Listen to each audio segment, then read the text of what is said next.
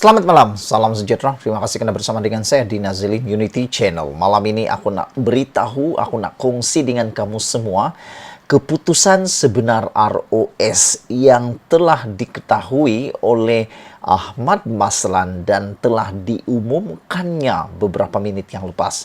Aku pikir ramai yang tak tahu atau sudah tahu ataupun buat-buat tak tahu. Rupa-rupanya inilah keputusan daripada ROS yang tak pernah kita tahu tapi Ahmad Maslan dah tahu.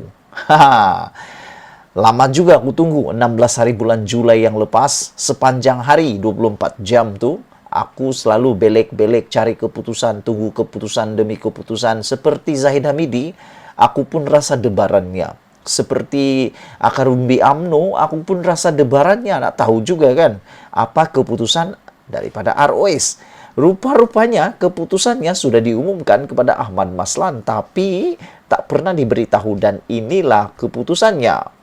Ahmad Maslan mengatakan bahawa UMNO sudah serah 8 dokumen tambahan diminta ROS. Rupa-rupanya 16 hari bulan yang lepas itu keputusan ROS ialah meminta tambahan 8 dokumen daripada UMNO. Makna kata, borang permohonan UMNO sebelum ini rupa-rupanya tak lengkap, tidak cukup dan ada masalah. Makna kata, boleh kata permohonan UMNO boleh ditolak kalau bukan kerana kalau bukan kerana UMNO, aku fikir permohonan itu sudah ditolak kerana tak lengkap. Macam jugalah kita memohon kerja. Apabila dokumen kita tak lengkap, otomatik dokumen itu akan ditolak. Tapi syukurlah, UMNO dapat advantage. Seperti Ahmad Maslan kata, jangan salahkan ROS, tak beritahu keputusan dengan segera. Dan perlu tunggu, beri masa 2 atau 3 minggu lagi kepada ROS. Jadi itulah ceritanya. Ahmad Maslan mengesahkan hari ini UMNO telah menyerahkan ke semua dokumen tambahan yang telah diminta oleh Jabatan Pendaftaran Pertubuhan ROS bagi permohonan pindaan perlembagaan parti itu. Beliau berkata, sudah. Balas Setiausaha Agung UMNO itu secara ringkas kepada Malaysia kini apabila ditanya mengenai status permintaan penambahan dokumen oleh ROS. Wow. Syukurlah UMNO dapat keistimewaan untuk menambah dokumen yang tidak lengkap supaya permohonan mereka dapat diproses seterusnya. Tapi yang menjadi persoalan di sini ialah apa sebenarnya 8 dokumen yang tidak diserahkan itu? Kenapa tidak diserahkan lebih awal berserta dengan dokumen-dokumen yang lain? Itu persoalannya. Apakah ini tindakan sengaja ataupun tindakan lepas pandang? Kalau tindakan lepas pandang, aku fikir perkara itu patut tak lepas pandang kerana ini menentukan nasib siapa? Zahid Hamidi, Presiden UMNO sendiri, juga nasib UMNO itu sendiri. Dengan kata yang lain, perkara itu tak boleh dipandang rendah. Dokumen-dokumen penting itu tak boleh dipandang rendah dan tak boleh terlepas pandang. Jadi aku fikir mungkin ada satu sisi dokumen itu mungkin sengaja tidak disertakan kerana mungkin sensitif. Tapi cuma aku tak tahulah apakah perkara atau dokumen yang sensitif itu. Adakah itu adalah laporan keuangannya? Adakah itu tentang kedudukan keuangan semasa parti itukah? Atau pemegang-pemegang, nama-nama pemegang akaun kah? Sebab biasanya pertubuhan ini paling sensitif bukan kerana siapa EJK-nya, siapa penerajunya, siapa presidennya, karena semua orang tahu. Tetapi yang lebih sensitif adalah tentang kedudukan keuangannya. Biasanya hanya beberapa orang yang tahu dan hanya beberapa orang yang akan dapat mengetahui aksesnya, boleh mengakses perkara tersebut.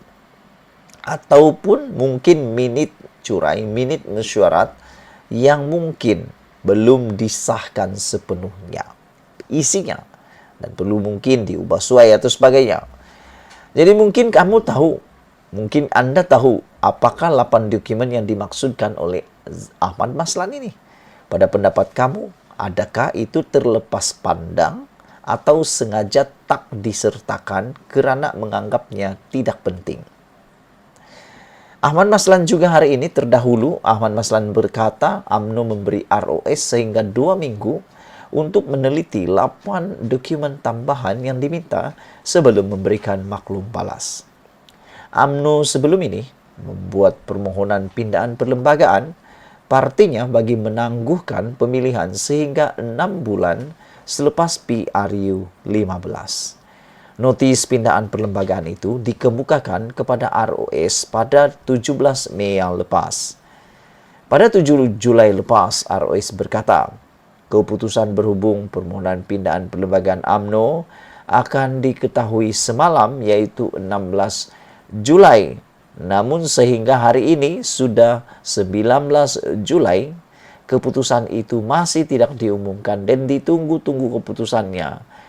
Tunggu punya tunggu, ramai orang salahkan ROS, ramai yang menuduh ROS sengaja tak mau beri keputusan lah, macam-macam lah yang dilontarkan oleh pemerhati politik semasa, juga para netizen. Ramai yang kata ini salah ROS dan sebagainya.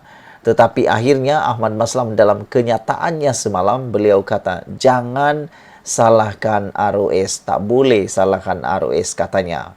Jadi Ahmad Maslan backup, defend ROS tentang kelewatan pengumuman keputusan lulus atau ditolak permohonan pindaan UMNO untuk membuat pemilihan selepas PRU.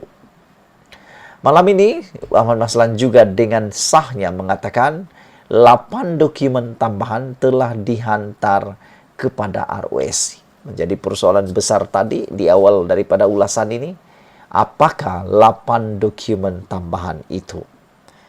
Mengapa permohonan yang sangat besar menentukan masa depan Zahid Hamidi, Presiden UMNO, juga menentukan UMNO itu sendiri, masa depan UMNO itu sendiri, dalam borang itu boleh pula 8 dokumen tambahan ini tercicir. Ataupun memang perlu ditambah, karena mungkin sebelum ini menganggap dokumen itu tak perlu, tapi tiba-tiba ROS perlu pula. Ini yang menjadi persoalan ramai pemerhati politik. Juga netizen, yaitu apakah 8 dokumen tersebut? Adakah dokumen itu sangat sulit dan perlu masa untuk disediakan? Sekian dulu ulasan untuk kali ini. Jangan lupa tinggalkan komen Anda. Sila tekan butang subscribe. Malaysia kita punya. Kita jaga sama-sama. Cintai Malaysia. Kita jumpa lagi. Bye-bye.